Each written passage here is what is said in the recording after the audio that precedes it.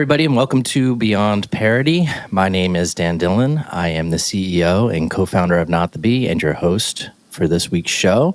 I am joined this week by our usual panel plus a special guest, and our usual panel being Joel Abbott, the editor-in-chief of Not the Bee.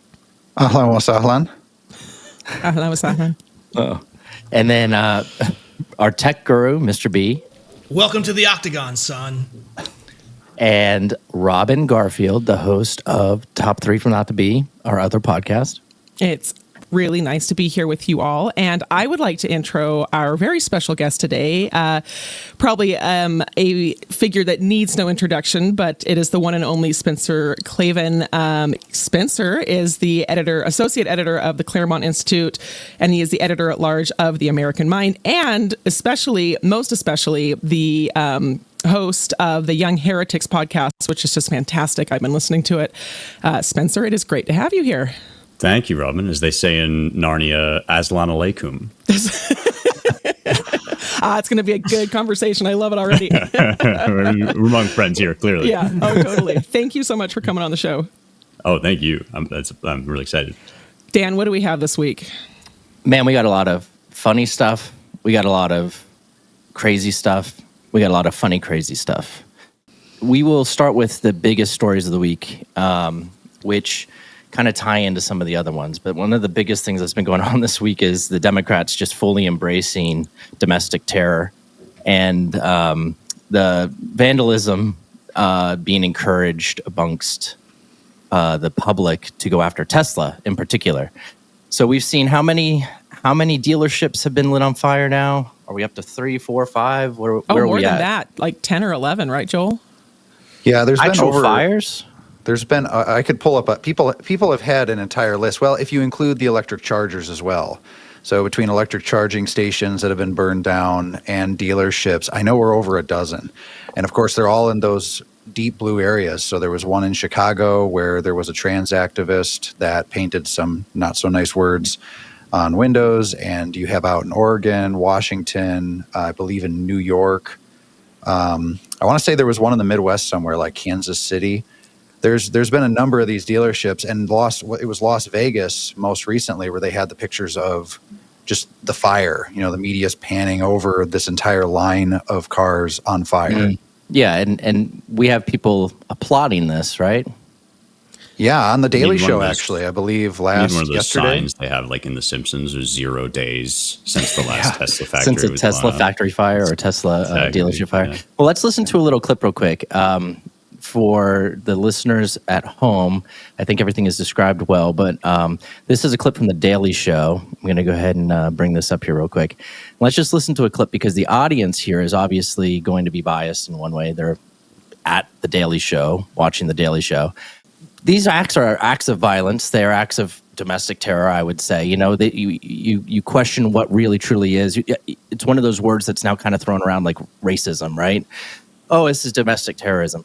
But lighting things on fire, other people's property, is illegal. It should be frowned upon by everybody in a civilization like we live in, right? Like everybody wants civilized society. People don't want to destroy property. But we've gotten to a point now where people are genuinely cheering this on. So I'm going to go ahead and play a clip real quick and let you guys listen to how the audience responds to these fires. And the line at the end of this is, wow, you guys like domestic terror. And it's true. Here we go. Jim, they're taking to the streets or the parking lots. Tonight, the FBI and ATF now investigating multiple cases of possible arson targeting Teslas and Cybertrucks. This dramatic video shows multiple cars in flames. Police say the attacker used Molotov cocktails. It's the latest in more than a dozen instances of arson and vandalism targeting Tesla. The same suspect shot more Teslas with a gun. Tesla Cybertrucks were set on fire in Kansas City, and earlier this month, shots fired at a Tesla dealership in Oregon. Cybertrucks on fire in Seattle.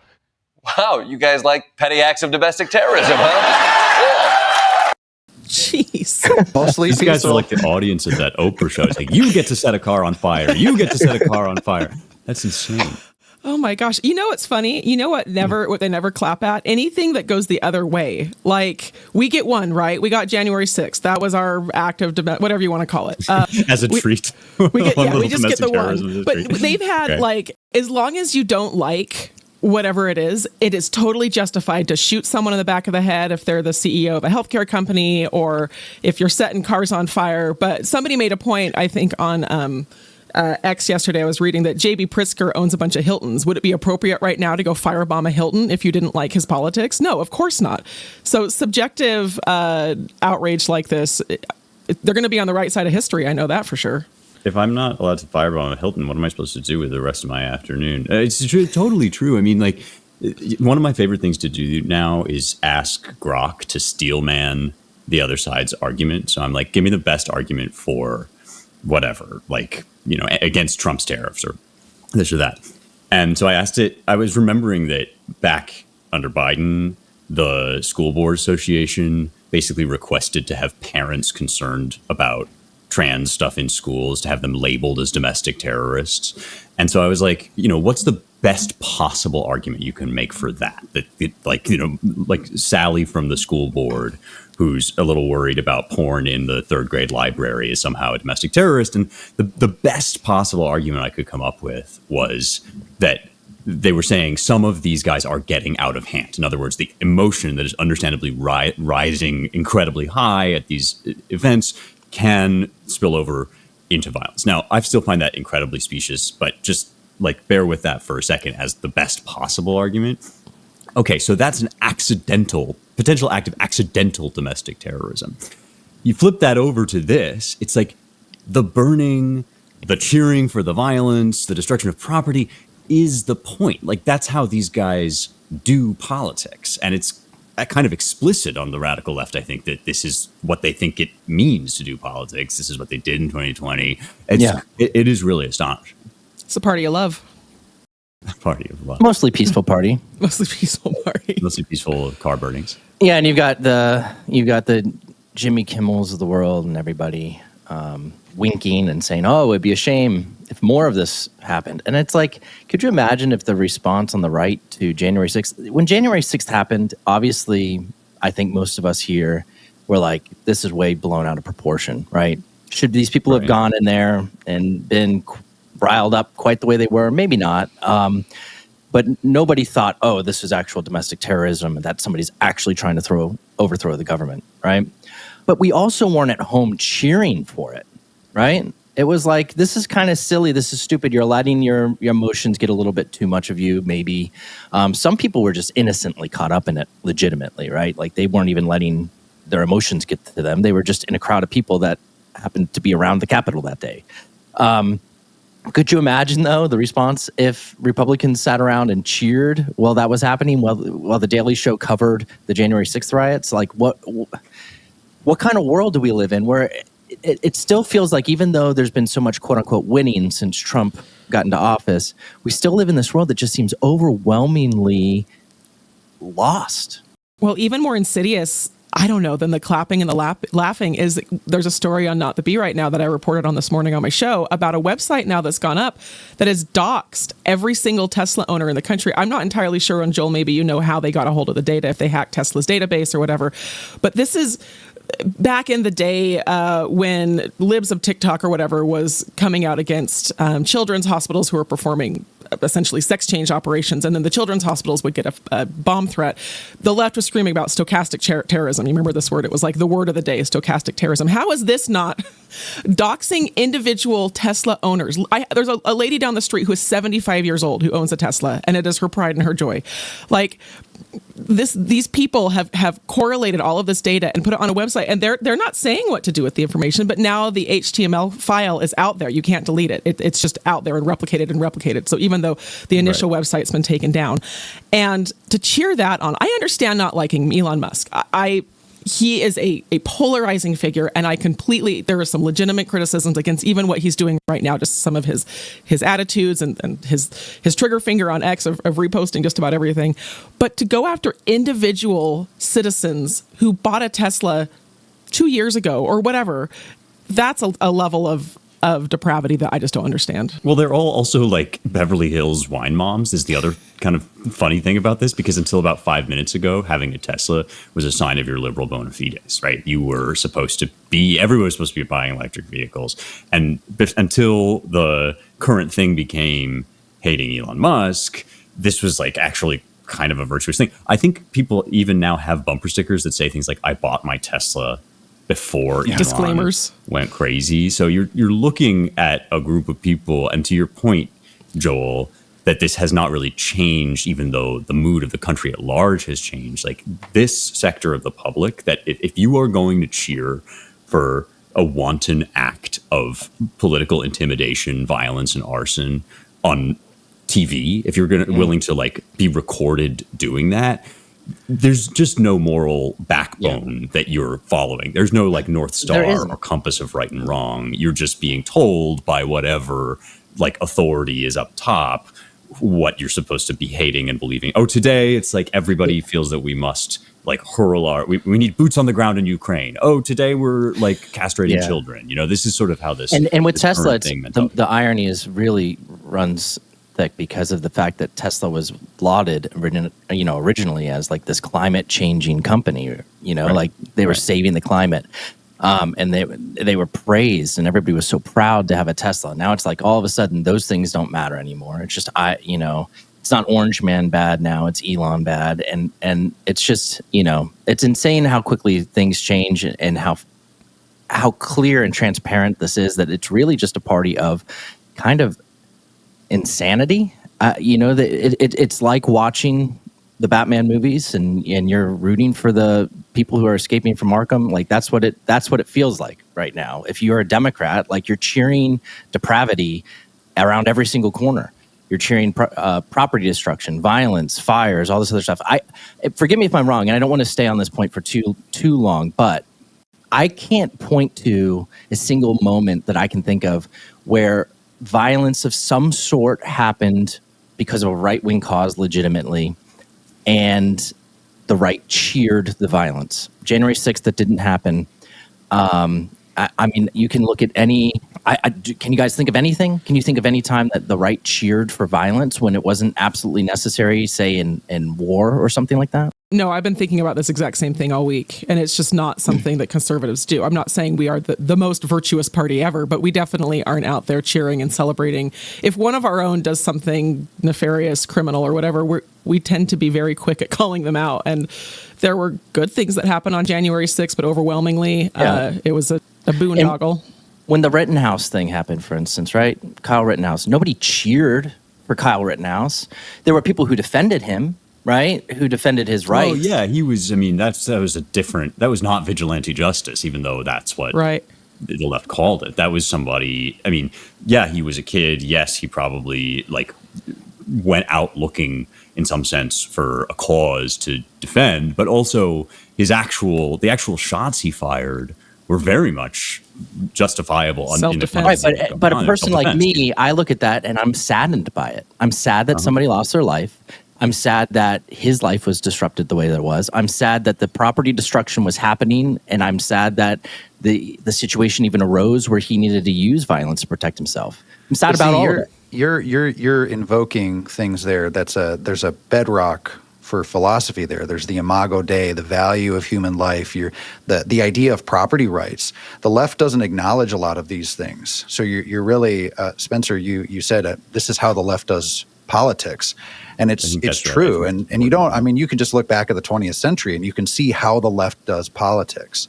And so it really is this fundamental, there's this spiritual difference, this ideological foundational worldview. And it's oil and water, it's night and day, they're completely opposite. But I think the question I always think of is how to reach the left within that. How do you open their eyes so that they can begin to see the hypocrisy of their own foundational worldview? And it's very difficult because that the collective is very strong. The way that they'll come together, they'll cheer these things, and they don't even see the cognitive dissonance. The worldview is not built upon logic, really. No, it's not. It's feelings. It's a whole bunch of things. Reason with them. Yeah. And there are, I mean, here's one thing, Joel, in answer to your question, because I think you're absolutely right that one reason for what Dan's saying, that the right doesn't cheer on violence in the same way, is because this is part of our philosophical difference. The thing that the right is currently fighting for is not to resolve political disputes by violence. That's one of the major innovations of the American Republic. one thing I found with my students, I teach college kids, and there is sometimes that like ambient, just leftist assumption, set of leftist assumptions. But 10 years ago, those leftist assumptions used to come with something we called moral relativism, the idea that like nothing is either good or bad, but thinking makes it so. Sometimes people do still say that. But the other funny thing is that students now are actually moral absolutists. They're confused moral absolutists, right? But they have very definite. And one thing is, if you can show convincingly that those moral ideas about like the vulnerable, the marginalized, all that stuff, like those are all Christian ideas, or they're inherited from Christian ideas, or they are distortions of Christian ideas much of the time. And so like I've often found it's like you can sort of say, okay, you want a just society, like what actually is justice? Like, where do you get your ideas about justice? Because they don't fall out of the sky. They're inherited. They come from the Imago Dei, is a major part of it. This whole Judeo-Christian tradition that we inherit is actually still very strong. People just have no idea that that's what they're. Spencer, like, you should go on Jubilee. What's Jubilee? Oh, you haven't seen that? I'm too old to know about Maybe this. one of those. They put one conservative in a room or one liberal in a room with 20 just other the round people that table. debate them. There was they just had a big one on moral relativism, and it was very interesting. Nice. And it was I can't remember any of the names. I don't know names. I'm name blind, but it was two. What's his name from Bob's Burger? He's the actor. What's his name? Yeah. I'm blanking. I know we're all blanking. That's okay. But it was. You guys very have access to the internet, you know. I'll let Joel look it up. I don't know names, but yeah, it that's was my super job. interesting. And this was the topic of conversation, was this kind of roundabout. But that argument there about moral relativism and what, I don't even see people even talking about things like that anymore. I feel like these days the conversation is so dumbed down. It's just everybody's knee jerk reacting to everything. People aren't even talking philosophically about things that much anymore. You get a couple of shows like that where people actually sit down and take the time to think through things. But I just don't see it in the media that much anymore. I don't really see these conversations happening anymore. Anyway, the next topic of the week, I set aside a lot of time to go over all the new stuff that came out in the JFK files. And I'm done. Oh, we need a womp womp. I'm done. The sad trombone. There's nothing new. I mean, every single thing that was in these files was kind of already hinted at or somewhat understood or known. People are talking like this Lee Harvey Oswald being involved with the USSR is new information somehow. And it's like, we've been talking about that for years. I mean, that's part of every single documentary that's out there. I haven't seen a single piece of information come out of this that's new. Candace Owens apparently now believes the Jews did it, and she believed it before. And the fact that it wasn't explicitly stated just proves that the Jews did it, right? But besides her revelations, is there anything new? I mean, nothing really of consequence. I thought it was super interesting that JFK did not like Biden. Did you read that part? JFK Jr. did not like Biden. JFK Jr. Oh, JFK Jr. Yeah, he said Biden was a traitor. Biden didn't get into Congress until the 70s, I don't think, right? Yeah, I didn't dig in. I just read the little blurb. Yeah, it was JFK highlighted. Jr. He caught him. Oh, okay. Well, but it wasn't. But even that was speculative. They didn't know who actually wrote that letter. So you can't even definitively say that he ever said that. So, and that was probably the biggest revelation. It was a big nothing. But you know burger. what? It's the same thing with the Epstein list. I didn't expect any different. The main question I have with these files, it just doesn't make any sense if this really was the full file that they're sitting on. When you become president, you learn our deepest secrets. And they're like, oh, here's the files for the JFK assassination. This really was the full file. Why would they not just release this? There's nothing in this that's a national security concern. There's nothing in this that's new, that implicates anybody in particular, right? Like, why would they have not just released this? Which makes me always think there's the real JFK files somewhere, right? Like, somebody actually knows. Or they were all destroyed. They were burned. Back then, it wasn't all digital, so they could just burn things and they were gone. Your princess is being kept in another castle. That seemed plausible to me. I think Patel was on Glenn Beck, and he's like, I've seen some of the stuff that they're not letting you see. And the reason they're not letting you see it is not because it has the information that you want. It's not because there's some other killer or something else. It's like, protecting people's identity. It's protecting other information that would probably be of less interest to you if you actually knew it. And I don't know. I mean, I love a good conspiracy theory. I have a proprietary conspiracy theory of my own that has nothing to do with this. So I'm very much on board with conspiracy theories. You only have one proprietary? I have the only one that I came up with. I feel like most conspiracy theories, it's like math. Like most theorems have been proven if they can be proven, or it's like, most conspiracy theories have been come up with by somebody. But there's one that I think I invented and is now, was on Tucker recently. So I feel very vindicated. And that is that Pete Buttigieg is a heterosexual. Oh, I've heard this. I've heard this. There you go. I heard it. All right. I heard it from a mutual friend of ours. There you go. Well, I mean, I think it's very true that it could be possible. I mean, nobody expected Harry Sisson to be a heterosexual. That whole thing. It would be an interesting. That would be very interesting in the modern. You could totally see it. 20 years ago, it would seem really crazy. But in 2025, in the Democratic Party, you have to be a closeted heterosexual. Like, if nothing else, it would make an incredible rom-com or some kind of like comedy movie. Yeah, a Veep style show where a politician, pretends. That's actually a great idea. Maybe Babylon Bee should do that. Sorry, Spencer, I totally jumped on it, but you're right. Your theory is that Pete Buttigieg is straight, but he claims to be gay to gain political points. Am I stating this right? It's based on my experience kind of growing up alongside a lot of those strivers, the kind of Ivy League types that were just chomping at the bit to get into politics. They would never tell you that was their ambition, but it's written all over their face, and you knew they would like chew through a wall to get into it.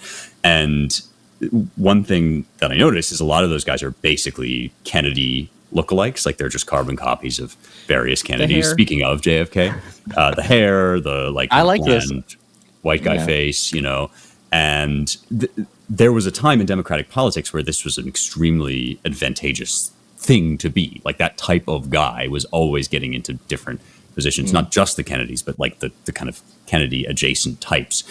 And right as I was going through undergrad, the portcullis was starting to drop on that guy. Like there was a moment where suddenly you realized, pretty soon you're going to need at least one identity marker. You're going to have to be like not white. You're going to have to be somehow sexually ambiguous. You're going to have to be this or that or the other.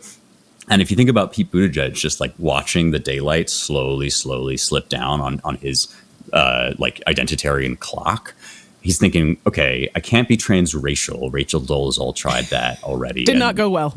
Turns out that you can't do it that way. Trans is like a really big commitment, right? You really have to put your money where your mouth is if you want to claim to be trans. It's a lot of makeup. You get to go to the bathroom in nicer bathrooms. It's true. In Buttigieg's case, but then you would like, the cost of that is too high. The rent is too damn high in those bathrooms. Yeah.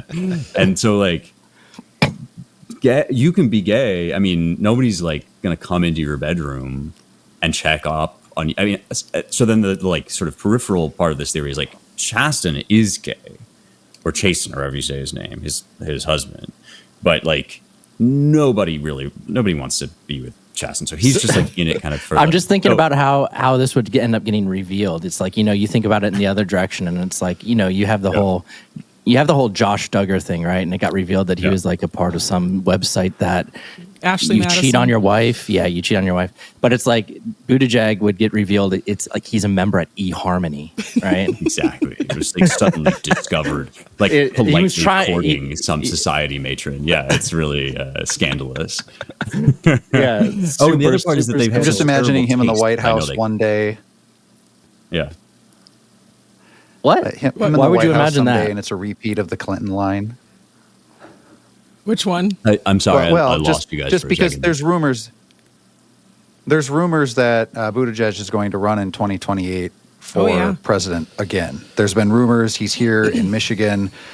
Maybe he'll run for Senate. Maybe that was why he relocated from Indiana. There's a whole bunch of things, but I just imagine him one day in the presidency. Let's just say alternate universe, the dark universe. In this dark parallel universe, he becomes president. One day he's standing up there, and it's the whole Bill Clinton line. I did not have sexual relations with that woman, but it's a totally different meaning. in our day I did and not have age, sexual or in our relations with future that day and age. woman. I did not have sexual relations. Yeah, that woman. Yes. I'm telling you, man.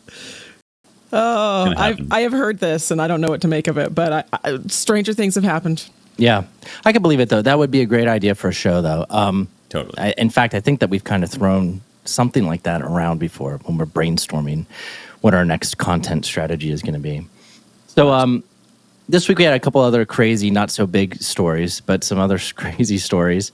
One of them, which is just insane. I mean, the woke, everything in this week, that the theme of this week is just that woke destroys everything, I think, right?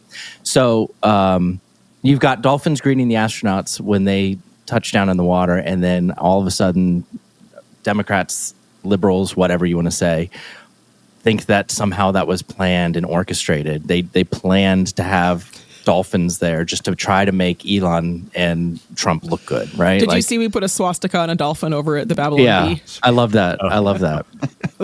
You've got chess.com putting out, a survey to try and figure out what they should rename the bishop on the chessboard, because I don't understand this one. Why? It's Christian themed, right? Like all medieval iconography upon which the chessboard is based, like literally the entire thing. I mean, yeah. What are knights? are knights? They're very patriarchal, is what they are. We need to get rid of the knights and queen and king, binary gender binaries. We should do a woke chessboard. I demand the Babylon Bee could sell a woke chessboard product. I'm going to pitch this right now. I'm pitching this idea right now. That'd be great. Yeah, and we got to come up with better names, and then we can pitch them to chess.com. Maybe they'll accept them. Exactly. Joel, rename the bishop. Go. I don't want to rename the bishop. It's called the bishop. You got to replace it with a social worker. Yeah, there you go. That would be a good one on the woke board. Yeah. Right. The other thing that it's destroyed, wokeism,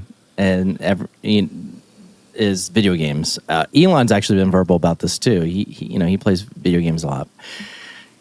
You've got this new Assassin's Creed game, which Assassin's Creed isn't quite what it used to be, but it was at one point in time kind of the number one single player adventure style game that's out there, right? Assassin's Creed was at the top, 10 years ago or so.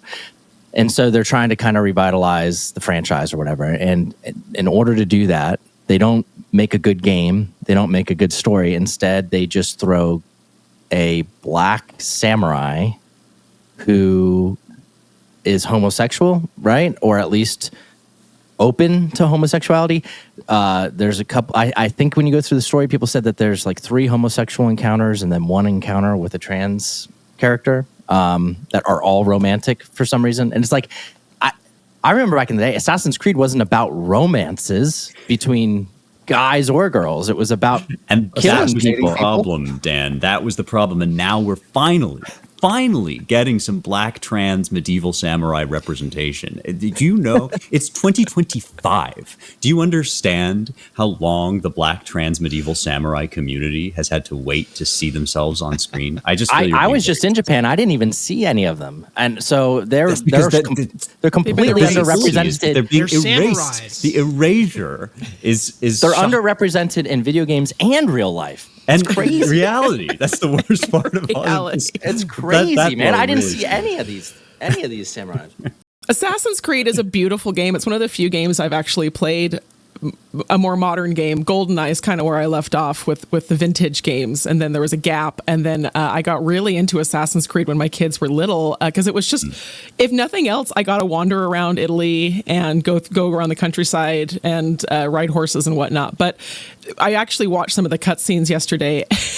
And it just, who wants to sit there and watch that? Like, it just, what is there? I always think it's Ubisoft, right?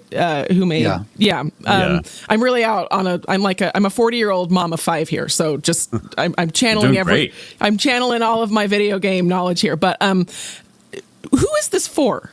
Like, are there people clamoring for this? I know there are always loud voices, but as a capitalist, I have to understand that they're marketing this to make money.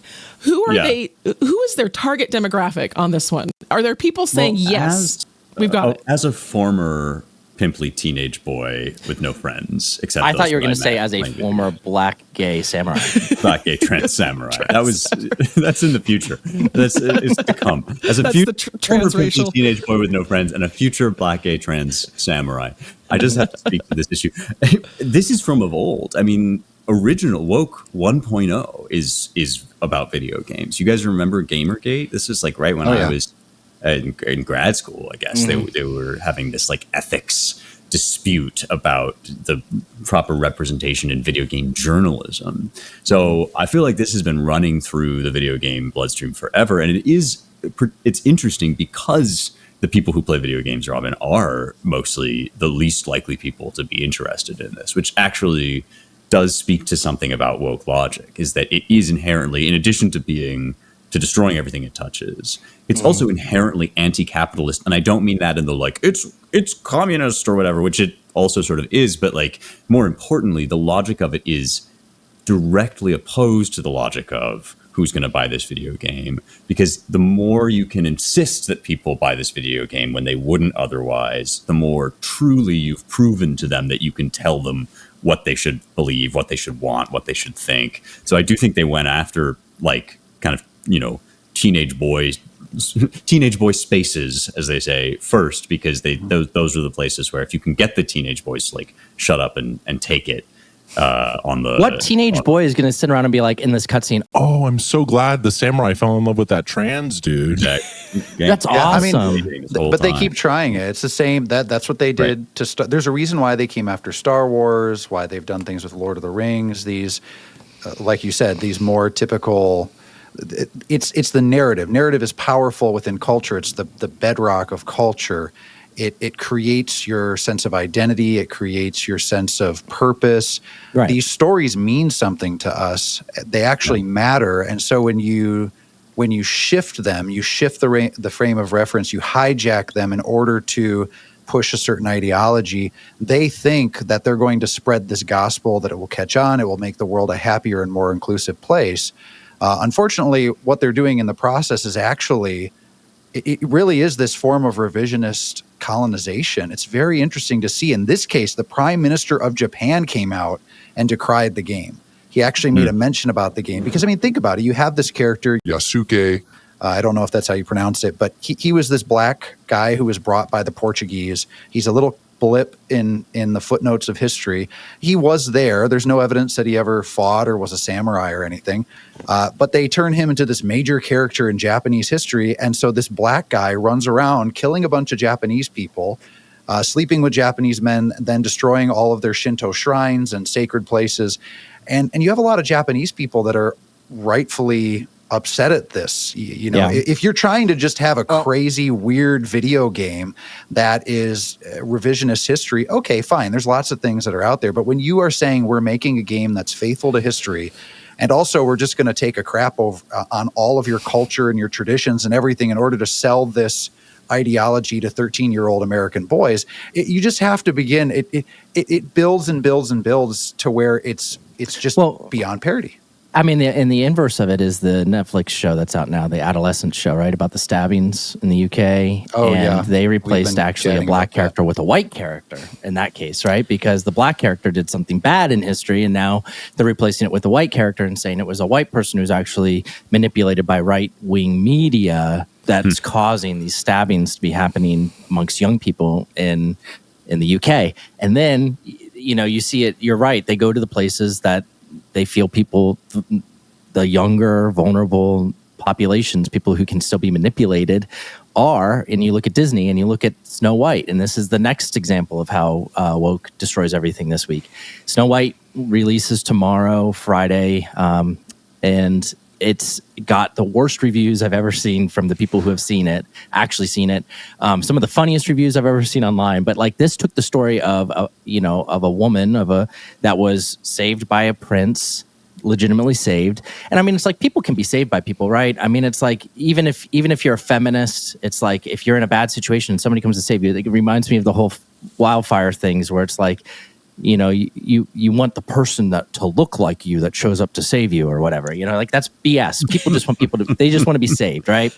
Please don't let me die. But Disney has this new idea that women don't need saving, right? Like and so they couldn't even write it into the story. They couldn't even replicate the story. But the new story is that she doesn't need saving. In fact, I haven't seen the movie. I'm guessing the prince is a bumbling idiot that she saves somehow, right? Like, ooh, that's so brave and new and different. I wouldn't have expected that. But that's, I'm sure, what ends up happening in the movie. I don't know.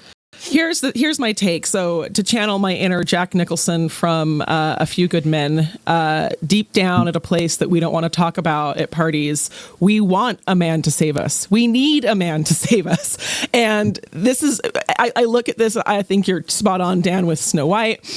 We're trying to shellac this new culture into existence. But I'm a woman, and I admit I have physical, I am less strong than the men in my life. And yeah, if I call 911, I want the largest man to show up. And if I get captured by an evil witch, I want a man to show up and save me. And we're trying to kind of push and artificially create a new culture where women are independent and we're powerful and we don't need men. But even just at a base biological level, men have always physically protected women. And men have traditionally fought in wars. Now we have kind of mixed gender militaries and whatnot. I'm trying to be a little careful here. But and I haven't seen Snow White either. I've read a lot about it, and it looks awful head to toe. I also just think, can we not come up with new plots and stories? Why are we remaking the same thing over? In fact, no. Yeah, we can't, because so this dynamic that you're describing between men and women is one of the principal achievements of the Christian church in world history, right? Like the fact that you, Robin, can say, I'm not as physically strong as other men. There's a really important but there that comes after that.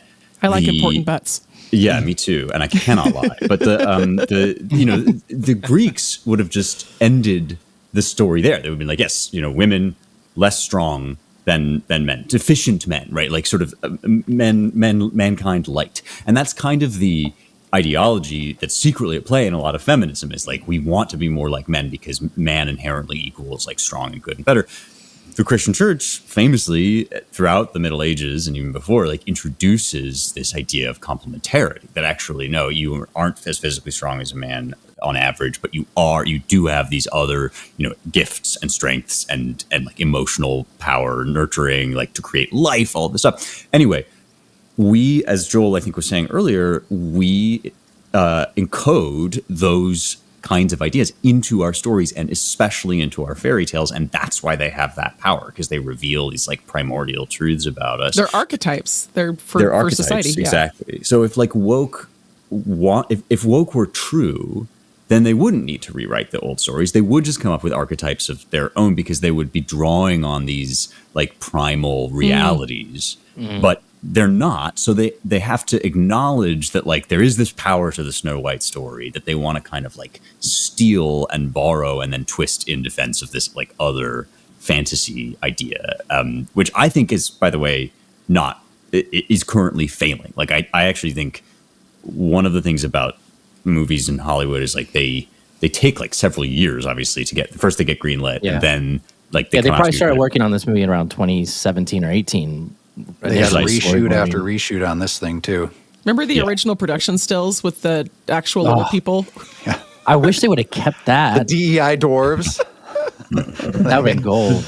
Yeah. The 7 magical creatures.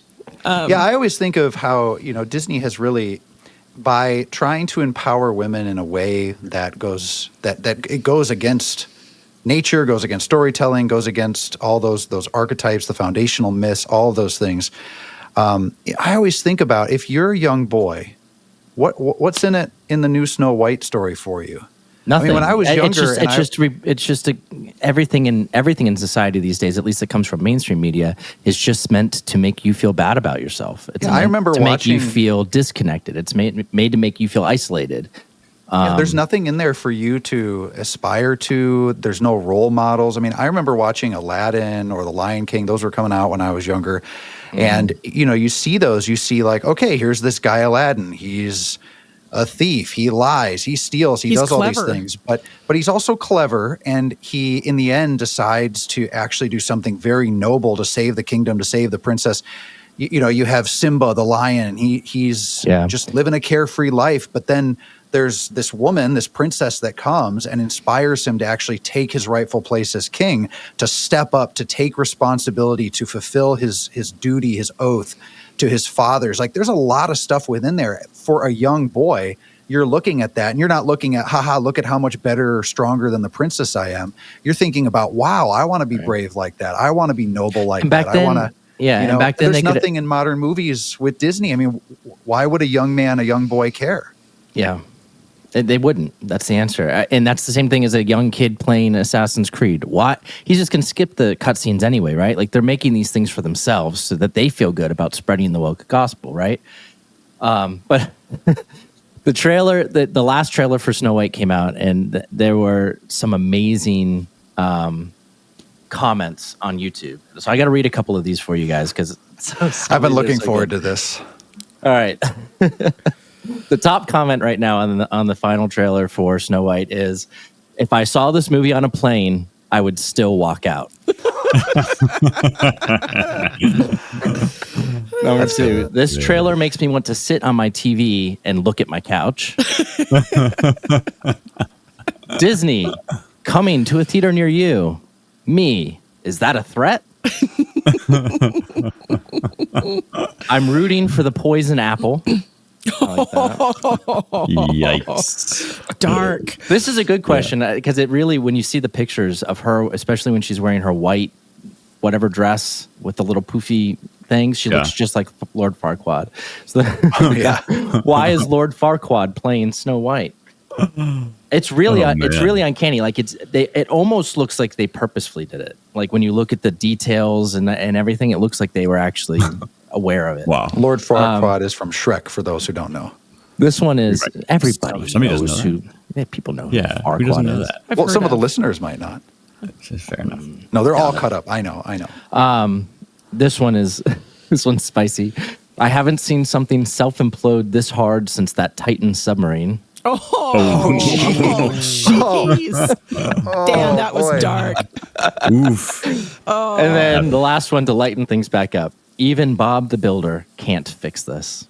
My slightly hot take about this is that the girl who plays Snow White, what's her name? Rachel Zegler.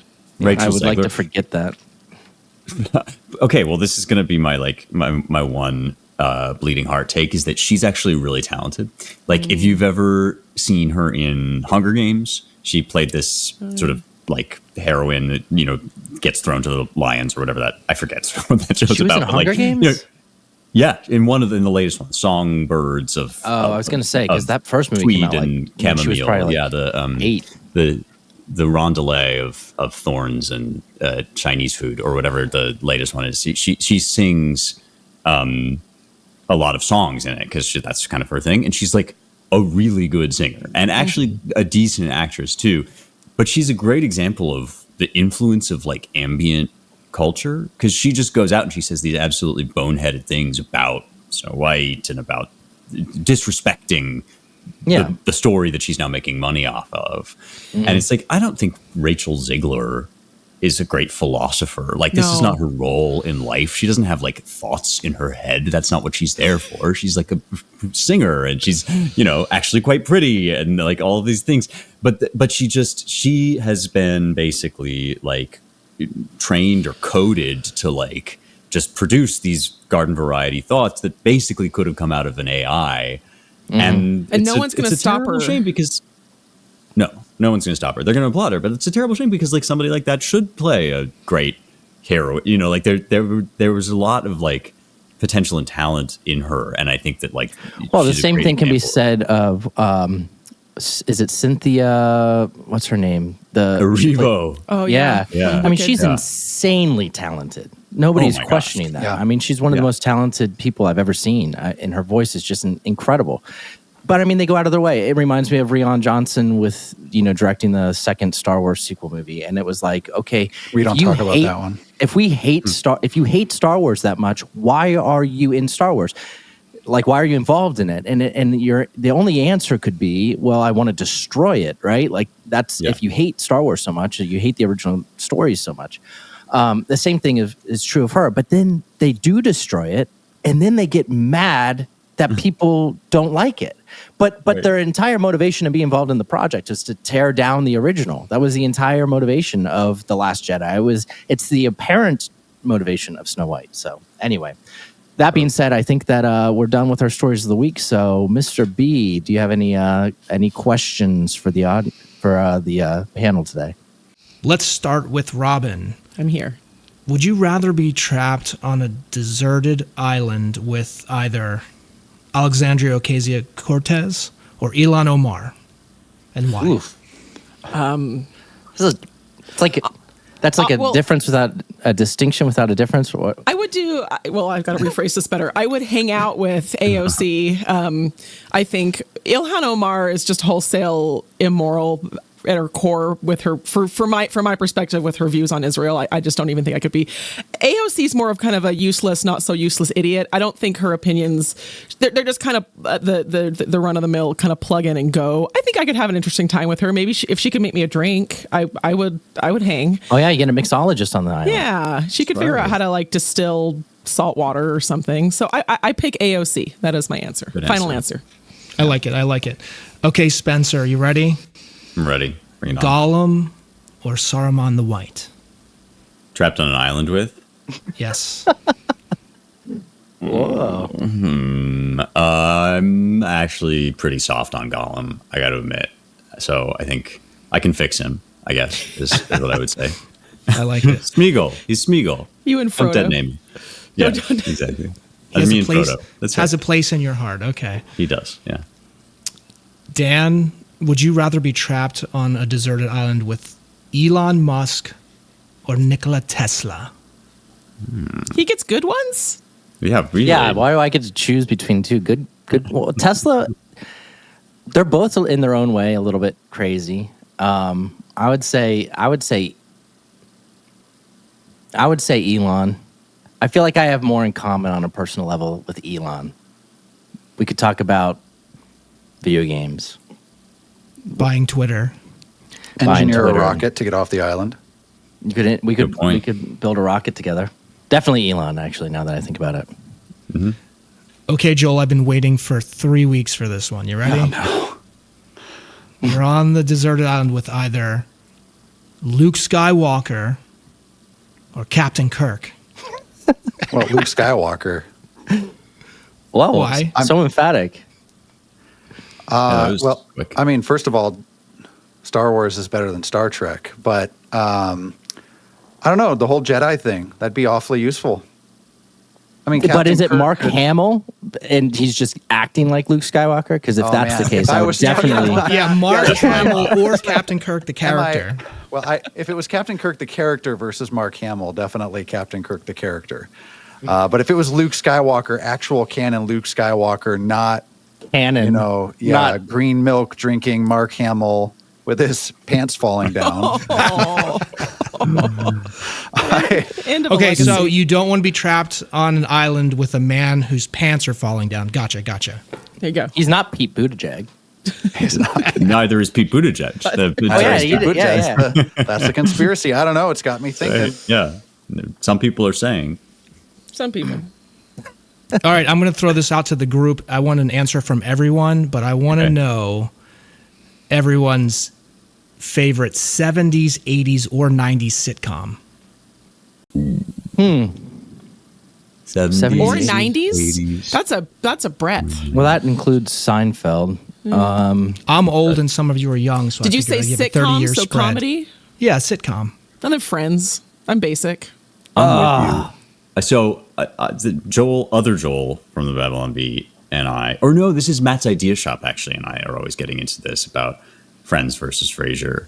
I think the objective answer to this question, which is sort of irrelevant when you're talking about sitcoms, but just like at a level of quality, I think the answer to this question is Cheers is objectively the best sitcom of those decades. But also the thing about sitcoms is you're really actually, my theory is you're not really reacting to the quality of the writing or even how funny it is.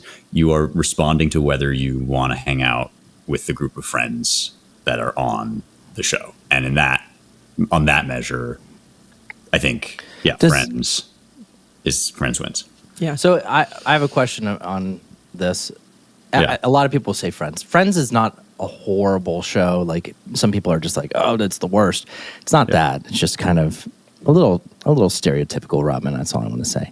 I'm fine with but that. does South Park count? Because I think South Park started in '98, and if that counts, then that's definitely my favorite.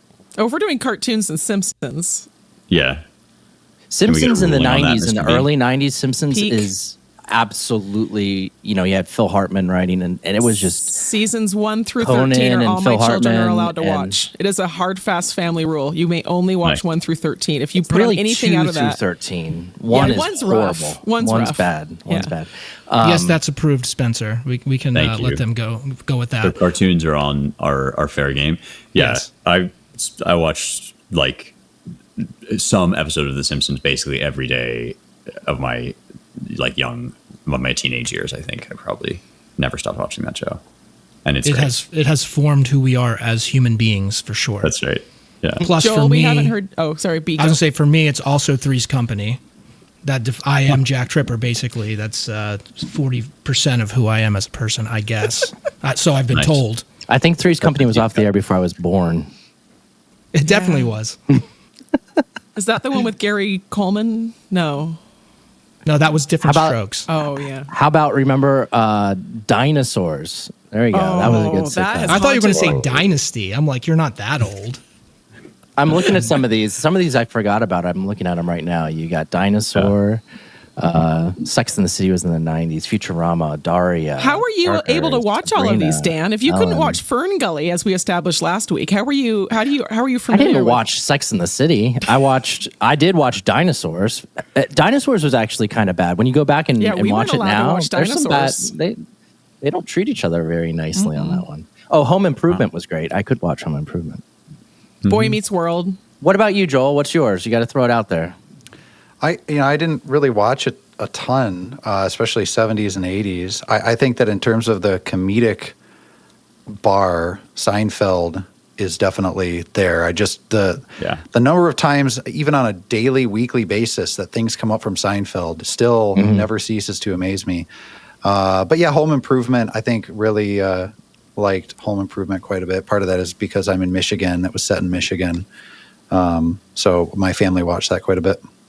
I can tell you the worst one, though. It's not even actually the worst made one, but just the most unwatchable one is The Nanny. Do you guys remember that? Oh, with Fran Drescher? I'll make sure to never watch it. We were not allowed to watch that. Okay, Robin, do your impersonation of Fran Drescher. That's all I had. It's like a baby lamb. You weren't allowed to watch it, not because it was bad. You weren't allowed to watch it So because annoying. your ears would start to bleed. That's why you love Friends, because of Janice, from the Yeah, nanny to they're- Janice, that you're drawn Well, to women that sound like that. I guess, well, Janice is definitely the lowest point of Friends. Is it the same woman? Rough. No. Is it Fran Drescher? No, it's different actresses. No, completely different actresses, but kind of the same vibe. Friends is legitimately good. I went back when I was pregnant with my daughter last year. I don't know. I've had a lot of babies recently. I watched starting with season 1 all the way through season 9 or 10. Well, I don't even remember how many there are. It's like coming home for me. I remember growing up, I was not allowed to watch it, but because I had so many older siblings, I would sneak down and watch it with my sister. So it was kind of like this little rebellious thing I did. But I love Friends, and I don't even think it's basic. I think Friends is solid. It's all not all the writing is spot on, but like Spencer was saying, you want to hang with these people. They're kind of when Matthew Perry died, I got teary-eyed. It was like Chandler Definitely. died. Yeah. Apparently, I was gonna say, apparently there's a study out there that says people that watch Friends consistently, they have lower blood pressure and That is not they're me. happier in general. But I am happy. Wow. As compared to what? Just like a control group, or compared to like Frasier watchers? Watching CNN. Watching CNN. Because I would think the Frasier watchers would be inherently kind of neurotic and stressed out. Absolutely. Robin, I don't think that anybody in real life would want to hang out with Ross. I mean, No. that guy seems like the He's a most weenie. insufferable Yeah. Right. Ross is a weenie. It's more, it's like, it's not that if they were real, you would like them. It's that the comfort of their dynamic, the fact that they are so comfortable around each other, that they've formed this sort of family is something it's that chemistry. you want. Yeah, exactly. Oh yeah, they had it. I get that with Kyle, Stan, and Cartman though. That's right. I mean, that's and Kenny. The amount of South Park I've watched equals about 20 minutes total, but I don't hate it. I'm not one of those people that hate South Park. It's just never South Park's the most cutting satire made on the planet right now. That's not the Babylon Bee. 100%. It's the most relevant political commentary, satirical commentary that's made. In fact, it's more relevant, I think you would say, than the Babylon Bee because it reaches audiences that the Babylon Bee doesn't. I mean, they are not afraid to attack the left, and the left watches it. So I think it's extremely effective. Put a chick in it and make her gay thing was. See, if you don't know South Park, I mean, that's like every episode is classic like that. Well, at least the older ones. It's the same thing as Simpsons. The first whatever number of seasons, 8, 9 seasons, whatever, were amazing, and then it kind of did its. Yeah. But see, that's the thing is that you have these other products out there like South Park. So all the 13-year-old boys are migrating from the woke video games. And they're watching things like South Park, and maybe that explains part of the phenomena where all of these younger age groups are becoming more conservative. Right, and that's the thing is when the entertainment points to truth, it's effective. And that's exactly, I think, what Spencer was kind of where you were going with that, right? Like, that's why South Park is effective at shaping young minds, because it points to truth. Everybody's thinking what is in South Park, and they're willing to say it. Instead of when you watch Snow White, where you're thinking something completely different, but they're forcing this down your throat. And that's not effective. But satire that points to reality, what we try to do at the Babylon Bee and what they do at South Park, that's effective. And I think that's a really good way to end it for this week. So, Spencer, thank you so much for coming on. Thank you to the rest of the panel for being here. And we look forward to seeing you guys next week.